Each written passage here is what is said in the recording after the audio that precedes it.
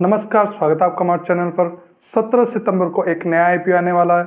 यह IPO VMS TMT company लेकर आ रही है।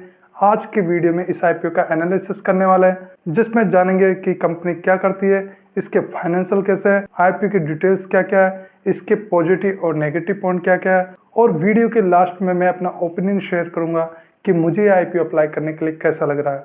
तो देर ना करते शुरुआत करते हैं आज के वीडियो की। VMS TMT limited TMT thermomechanical treated bars का मैन्युफैक्चरिंग करते हैं, जिसे आमतौर पर हम सरिया के नाम से जानते हैं। इनकी मैन्युफैक्चरिंग फैसिलिटी अहमदाबाद गुजरात में है। अभी कंपनी टीएमटी बार्स का प्रोडक्शन करने के लिए ब्लेड्स को परचेज करती है। जब इनका बैकवर्ड इंटीग्रेशन प्रोजेक्ट कंप्लीट हो जाएगा तो ये ब्लेड्स का प्रोडक्शन भी करेंगे। इसके बाद में टीएमटी बार्स का मैन्युफैक्चरिंग भी करेंगे। कंपनी का कस्टमर बेस गुजरात स्टेट में। इन्होंने कामधेनु लिमिटेड कंपनी से रिटेल लाइसेंस एग्रीमेंट किया है, जो कि इनको अनुमति देता है गुजरात स्टेट में सौराष्ट्र और कच्छ जिले के अलावा इनके टीएमटी बार्स प्रोडक्ट्स को कामधेनु ब्रांड के नाम से मार्केटिंग करने के लिए। कंपनी 2013 में इनकॉर्पोरेट हुई। इनका ऑफिस अहमदाबाद गुजरात में है।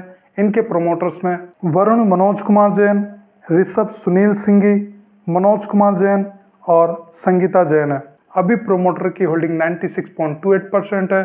आईपीओ इशू के बाद में इनकी होल्डिंग 67.19% रह जाएगी। कंपनी का मार्केट कैप का साइज बहुत ही कम है, जो कि 491.35 करोड़ का है। ये तो कंपनी की प्रोफाइल की बात हुई। चलिए इनके फाइनेंशियल पर नजर डालते हैं। 2025 फाइनेंशियल ईयर में इनके असेट 412.06 करोड़ है। इनके असेट में लगातार ग्रोथ है। इन्होंने अपने जून 2025 क्वार्टर का रिजल्ट भी डिक्लेयर कर दिया है, जिसमें इनके असेट में ग्रोथ हुई है। रेवेन्यू की बात करें तो 2025 फाइनेंशियल ईयर में इनका रेवेन्यू 771.41 करोड़ है। इनके रेवेन्यू में 12% की कमी आई है। इनका रेवेन्यू हर फाइनेंशियल ईयर में लगातार कम हो रहा है। प्रॉफिट की बात करें तो 2025 फाइनेंशियल ईयर में इनको 15.42 करोड़ का प्रॉफिट हुआ।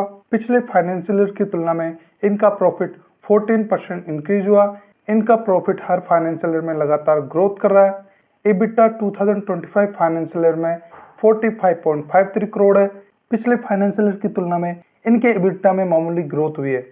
नेटवर्थ 2025 फाइनेंशियल ईयर में 73.19 करोड़ है।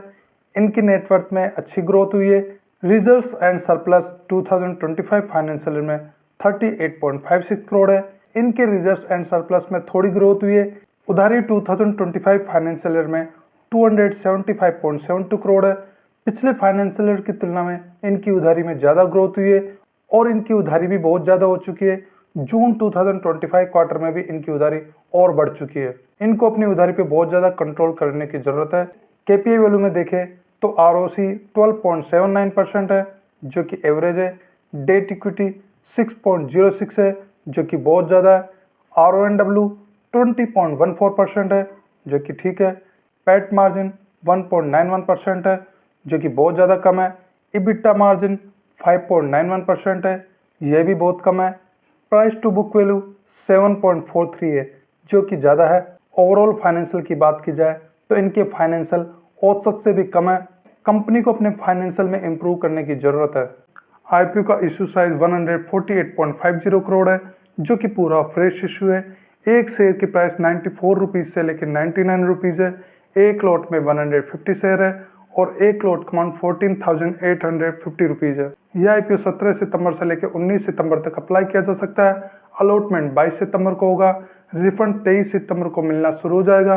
जिन इन्वेस्टर को आईपीओ अलॉट होगा उनके डीमेट अकाउंट में शेयर 23 सितंबर को क्रेडिट कर दिए जाएंगे। स्टॉक एक्सचेंज में इस आईपीओ के शेयर 24 सितंबर को लिस्ट होंगे। आईपीओ में रिजर्वेशन क्यूआईबी के लिए 30%, रिटेल के लिए 50% और एनआईए के लिए 20% है। कंपनी आईपीओ फंड को कहां यूज करने वाली है तो ये आईपीओ फंड से 115 करोड़ अपनी उधारी पे करने में यूज करेंगे और balance fund general corporate purpose में यूज करेंगे।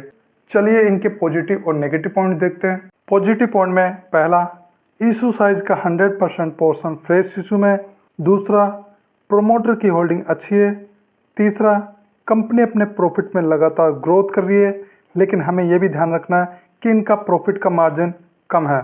चौथा, आईपीओ फंड का मैक्सिमम यूज ये अपनी उधारी पे करने में यूज करेंगे, जो कि आईपीओ फंड का 77.44% है, जिससे इनकी उधारी में कमी आएगी, लेकिन फिर भी इनकी उधारी बहुत ज़्यादा रहेगी। नेगेटिव पॉइंट में पहला, इनकी उधारी बहुत ज़्यादा है। दूसरा, रेवेन्यू में लगातार कमी है। तीसरा, ओवरऑल इनके फाइनेंशियल औसत से भी कम है। चौथा, इनका 99% रेवेन्यू गुजरात स्टेट से आता है। इनका बिजनेस गुजरात स्टेट तक ही सीमित है। कंपनी को अपने बिजनेस को और स्टेट में भी एक्सपेंड करना पड़ेगा। ग्रे मार्केट में इस आईपीओ के लिए एवरेज रेस्पॉन्स है।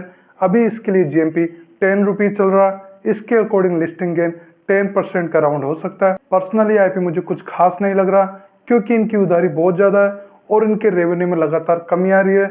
लेकिन आईपीओ का इशू साइज कम होने की वजह से इनका सब्सक्रिप्शन ज़्यादा होने के चांस है। मुझे लगता है कि इस आईपीओ से 5 से लेकर 15% लिस्टिंग गेन की उम्मीद की जा सकती है, लेकिन फिर भी मुझे आईपीओ अप्लाई करने के लिए इतना ठीक नहीं लग रहा। इस आईपीओ के लिए मैं अपना फाइनल ओपिनियन 16 सितंबर को मेरी यूट्यूब चैनल पेज पर पोस्ट में शेयर कर दूंगा। आप इस आईपीओ को अप्लाई करेंगे या अवॉइड करेंगे, कमेंट सेक्शन में बता सकते हैं। वीडियो को लाइक कीजिए, शेयर कीजिए। अगर आप हमारे चैनल पर नए हैं तो चैनल को सब्सक्राइब कर लीजिए। वीडियो देखने के लिए धन्यवाद।